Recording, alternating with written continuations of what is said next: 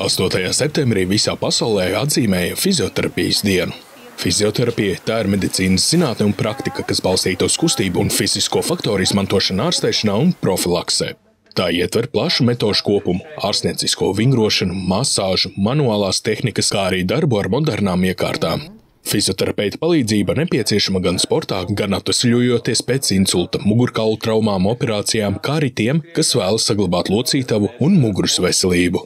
Fizioterapija ir tāda konservatīva medicīna, ja, kur mums ir mēs nekādām iejaukšanās, ja, kādas manipulācijas. Ja, mēs strādājam ar cilvēku ķermeni, ja, ar viņu muskuloskeletālo sistēmu, ja, ar elpošanu, kardio mēs varam trenēt. Ja, un šādā veidā mēs saliekam to cilvēku, lai viņam tā kā viss strādā ķēdītē. Ja.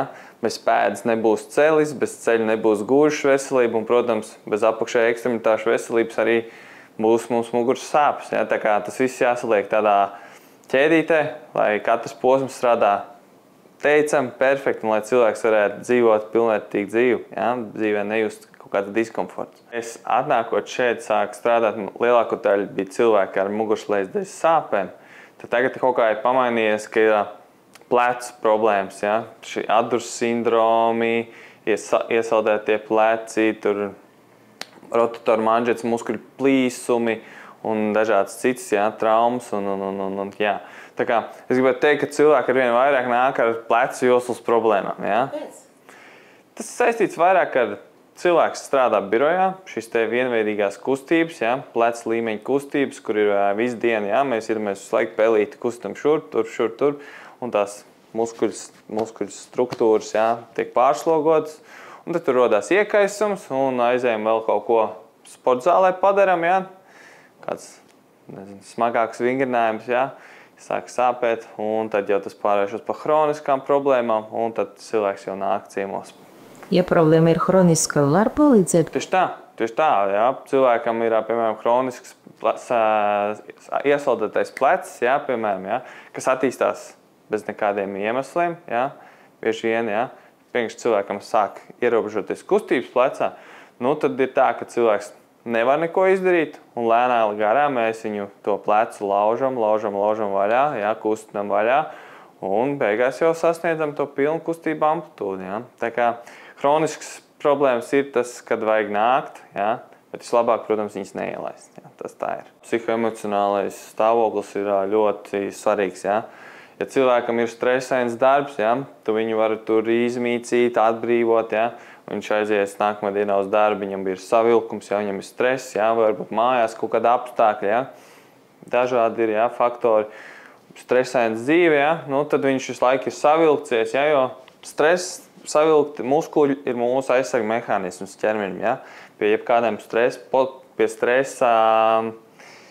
izpausmē, ja, cilvēks vienmēr sarojās, ja, savalkās. Un tad tie muskulīši savalkās, un lai viņus atlaist, vajag jau to iemeslu, ja, lai kāpēc tie savalkās, un bieži vien tas, jā, psiholoģiskais faktors. Cilvēki arvien mūsdienās arvien sāk vairāk domāt.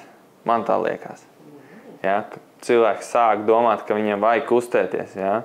Bieži vien atnāk tā cilvēciņa, kas man saka, vajadzētu beidzot pakustēties. Un tad mēs sākam kustēties, un tad cilvēks saprot, ok, ir forši, ja. Protams, tas, ir tādā savā veidā jāiet tādā nelielā rutīnā, ja, kad, jāizpild tie vingrinājumi ir, un tad jau tas aiziet, jā, grūtāk cilvēkiem, ja, pēc tam sev motivēt. Bet es gribētu teikt, ka cilvēki arvien vairāk sāk saprast, ka, kustēties vajag, un savu veselību uzturēt vajag, jo nebūs veselība, nebūs darbs, būs arī citas problēmas, ja, tā kā tas viss aiziet tādā ķēdītē, ja. Tā kā, jā, tas ir forši, ka cilvēks sāk saprast, ka veselība un aktīvs dzīvesveids ir svarīga ikdienas lieta. Galvas sāpes, jā, tas arī, jā, tas ir, viss jāskatās kakla daļas jostas, jā. Jo bieži vien, jā, var būt galvas sāpes no jostas vietas, jā, nepareizi ieguļu novietojums, jā, aiziet pleca asimetrijas, jā. Tad tālāk jau arī visi šie galvas ir, kā atkal, jā, datoriķiem, jā, galvas aiziet uz priekšu, savalkās aizmurē mazajā galvas kas muskulīši, kas tur galvu, ja, mums tie savalkās, rada savas tenzijas tipas sāpes galvās, ja, un tad domā, ka ir kaut kāds cits problēmas, bet beigās atbrīvojot tos mazos muskulīšus, ja, tās galvas sāpes pazūd. Tā kā viss ir saistīts. Nav tādas ķermenīga lietas, kas mums nebūtu saistītas. Es strādāju ar lielākoties ar cilvēkiem 3 reizes nedēļā.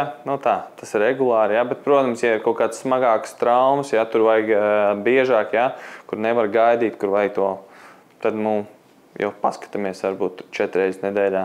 Dažreiz cits nāk, jau grib pat 5 reizes, bet mēs skatāmies tā, lai nav pa daudz, lai atpūtiņi ir. Tā kā 3 reizes nedēļā pie fizioterapeita droši nākam, darbojamies un, protams, arī mājās jādarbojas. Obligāti tomēr mājās vajag. Tā mājās, sestdien, svētdien nevingrojam, varbūt izbraucam ričuku, izstaigājamies, ļauj veselību, baudam tagad superlaiks, tā kā tas viss vajag salikt tā kā viss tādā vienā skēmā. Fizioterapeitam arī svarīgi kustēties, padarboties ar sportu, un būt par piemēru visam. Tieši tā, nebūtu tas labais piemērs, kad fizioterapeits kaut ko nevar izdarīt un pacients var izdarīt. Tas nebūtu tas tāds labais piemērs. Fizioterapeitam jābūt tam, kas rāda, kā vajadzētu, kā vajag kustēties, kustība dzīvība. Tā kā fizioterapeitam jābūt formā un, protams, par savu veselību jādomā.